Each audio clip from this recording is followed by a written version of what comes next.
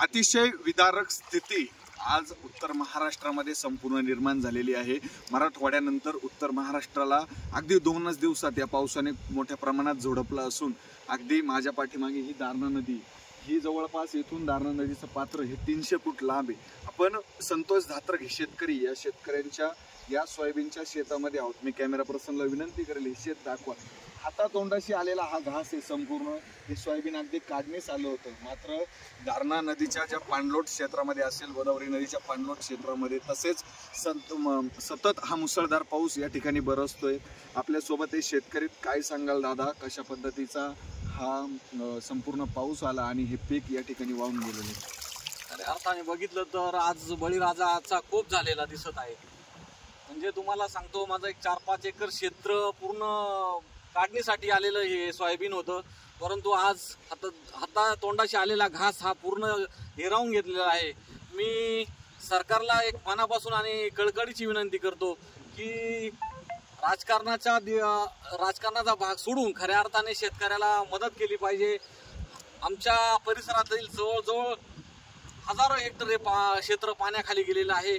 पूर्ण दारणा काठ झालं, गोदावरी काठ झालं, गावात पाणी गेलेलं आहे। आज आमच्या गावामध्ये काहीतरी 50 फुटावर पाणी राहिलेले।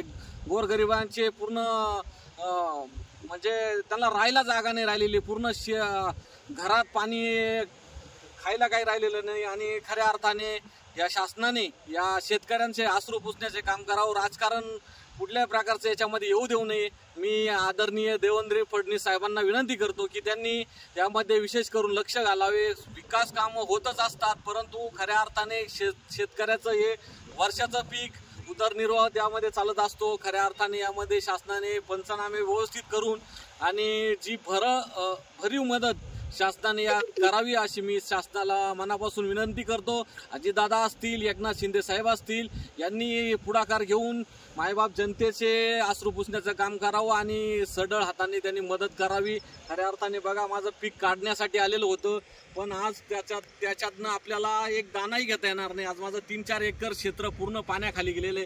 मी शासनाला विनंती करतो, बघा आज कमरा एवढं पाणी यामध्ये झालेलं, एक दाना सुद्धा आपल्याला हातात येणार नाही। मी शासनाला विनंती करतोय खऱ्या अर्थाने यामध्ये लक्ष घालून पंचनामे त्वरित करून सढळ हाताने मदत करावी अशी मी त्यांना मनापासून विनंती करतो। माती सुद्धा राहते का नाही, इतका पाण्याचा प्रवाह जास्त आहे आणि यानंतर पुढचे पिकं सुद्धा होतील का नाही याची चिंता मोठी सतावत आहे।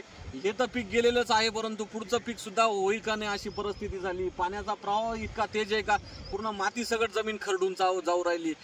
विशेष करून यामध्ये शासनाने विशेष करून लक्ष घालावं अशी मी त्यांना मनापासून विनंती करत आहे। धन्यवाद। नक्कीच मी आणि हे शेतकरी कमरा एवढ्या पाण्यामध्ये आम्ही उभे आहोत। नक्कीच अतिशय विदारक परिस्थिती या ठिकाणी निर्माण झाली। मायबाप शासनाला माझ्या वतीने देखील, या शेतकऱ्यांच्या वतीने देखील एकच विनंती, जी काही निधी जो काही सढळ हाताने मदत करता येईल ती करा। लाडकी बहीण योजना बाजूला ठेवा, विकास कामं बाजूला ठेवा, पण नक्कीच मराठवाड्यापेक्षा विदारक स्थिती आज या उत्तर महाराष्ट्रामध्ये निर्माण झाली। हा दारणा काठ असेल, हा गोदा काठ असेल, या ठिकाणी हे विदारक दृश्य या ठिकाणी निर्माण झालेलं आहे। शेतकऱ्यांचे आतोनात हाल झालेले, त्यांचं काढण्यास आलेलं पीक या ठिकाणी संपूर्णपणे जळून, म्हणजे ते म्हणतात ना ओला दुष्काळ। या ठिकाणी पूर यांना तसा काही नवीन नाही या लोकांना, पण हा महापूर आलेला आहे, महाप्रलय या ठिकाणी हा निर्माण झालेला आहे। नक्कीच शासनाने यावर उपाययोजना करून त्वरित या शेतकऱ्यांना असेल, या गोरगरीब जनतेला असेल मदत करावी। धन्यवाद।